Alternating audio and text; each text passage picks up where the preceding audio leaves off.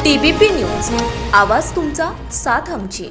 यशवंतराव चव्हाण यांच्यापासून अनेकांना मी पाहिले, मात्र जबाबदार पदावरील व्यक्तीने असे पोरकट आरोप केलेले मी याआधी कधीही पाहिलेले नाही, अशा शब्दांमध्ये जरांगे शरद पवार यांची स्क्रिप्ट बोलतात। या आरोपाला ज्येष्ठ नेते शरद पवार यांनी प्रत्युत्तर दिले।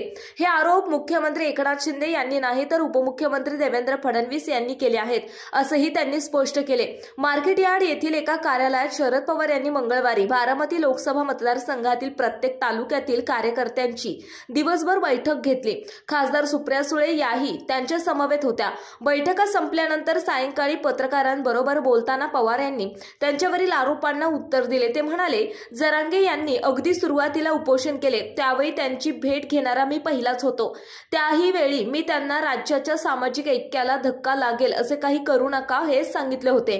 त्यानंतर त्यांची आणि माझी आज तागायत भेटही नाही आणि बोलणेही नाही। देशातील लोकांना पर्याय हवा आहे हे स्पष्ट दिसते आहे। अशा वेळी राजकीय पक्ष म्हणून आमची पर्याय देण्याची नैतिक जबाबदारी आहे असे मला वाटते। तसे होताना दिसत आहे। प्रकाश आंबेडकर यांची आज सभा होती, त्यांची अडचण जेन्युइन होती त्यामुळे ते नव्हते, मात्र इंडिया फ्रंटचे जागा वाटप व्यवस्थित होईल असे पवार यांनी सांगितले।